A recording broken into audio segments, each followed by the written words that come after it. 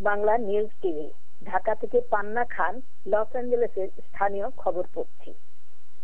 গত 8 ফেব্রুয়ারি ছিল Los Angeles সিটির টাউন হল হিয়ারিং, যেখানে বাঙালি উপস্থিতির স্বল্পতা হেতু লিটল বাংলাদেশ কিছুটা হুমকির মুখে পড়ে গেছে। প্রতি ডিস্ট্রিক্টের জন্য নির্ধারিত সংখ্যক জনসংখ্যা বা পপুলেশন হতে হয়। এই নির্দিষ্ট জনসংখ্যা যখন অনাকাঙ্ক্ষিতভাবে বৃদ্ধি পায়, তখন টাউন হল হিয়ারিং বা মিটিং এর মাধ্যমে ডিস্ট্রিক্টকে বিভক্ত করা হয়। গত 8 ফেব্রুয়ারি ছিল তেমনি এক টাউন হল হিয়ারিং মিটিং, যার মাধ্যমে লস অ্যাঞ্জেলেস সিটি, যেখানে লিটল বাংলাদেশ স্থাপিত, সেটা 10 ও 13 ডিস্ট্রিক্টে বিভক্ত হয়ে যায়। লস অ্যাঞ্জেলেসের প্রবাসী বাঙালি ও প্রবাসী বাঙালি নেতৃবৃন্দের কাছে আমেরিকার ডিস্ট্রিক্ট সাংবিধানিক তথ্য পরিপূর্ণ আকারে না থাকায় লিটল বাংলাদেশের সুরক্ষার ভিত কিছুটা হালকা হয়ে গেল। এখানে উল্লেখ করা যায় যে আমেরিকার প্রতি সিটি ডিস্ট্রিক্ট এর ভিত্তিতে বিভক্ত থাকে।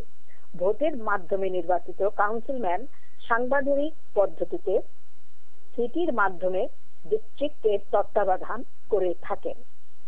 তবে জনাব মুজিব সিদ্দিকী তার ব্যক্তিগত উদ্যোগে লস অ্যাঞ্জেলেস সিটি অফিসের বিভিন্ন কর্মকর্তাদের মাধ্যমে লিটল বাংলাদেশকে আক্ষরিক অর্থে অক্ষত রাখতে সক্ষম হয়েছেন। মুজিব সিদ্দিকীর ক্রমাগত কর্ম নৈপুণ্য ও দক্ষতা লস অ্যাঞ্জেলেসের সিটি অফিসের কর্মকর্তাদের বোঝাতে সক্ষম হয়, কিন্তু 8 ফেব্রুয়ারি সিটি টাউন হল হিয়ারিং এ প্রবাসী বাঙালির উপস্থিতি স্বল্পতা কর্মকর্তাদের হতাশ করে এবং লিটল বাংলাদেশকে হুমকির মুখে ফেলে দেয়। কারণ সেই হিয়ারিং এ স্প্যানিশ প্রবাসীরা হাজারে হাজারে এবং কোরিয়ান প্রবাসীরা প্রায় 8 শতাধিক উপস্থিত ছিল। টাউন হল মিটিং জনাকীর্ণ হয়ে পড়লে পুলিশ প্রবেশ পথ বন্ধ করে দেয়।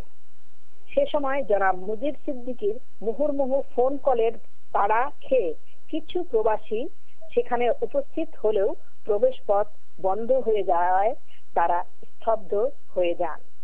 এক্ষেত্রে সোহেল রহমান বাদল অনন্য ভূমিকা পালন করেন।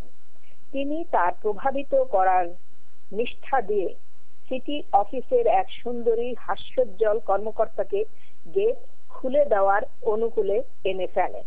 সেখানে সাংবাদিক কুদ্দুস খান সহ মুজিব সিদ্দিকী, শামসুদ্দোহা মানিক ও শফিউল্লাহ ভিতরে যেতে সমর্থ হন।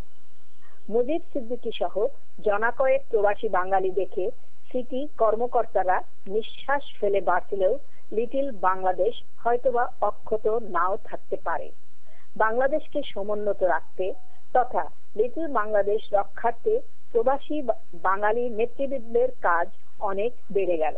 ভবিষ্যতে তারা যদি নিজ নিজ সমর্থিত বাঙালি প্রবাসীদের নিয়ে সকল নেতৃবৃন্দের সাথে মিলে দল ও মতের পার্থক্য ভুলে হাজারে হাজারে প্রবাসী বাঙালি নিয়ে এই ধরনের সিটি হল হিয়ারিং এ অংশগ্রহণ করেন, তবেই লিটল বাংলাদেশ অক্ষত থাকবে এবং লস অ্যাঞ্জেলেসের প্রবাসী বাংলাদেশি আমেরিকানদের 2500 থেকে 3000 ভোট সুষ্ঠু ও সুস্থ মত পোষণ করে বাংলাদেশ ও লিটল বাংলাদেশকে আরো উন্নত করে তুলবে।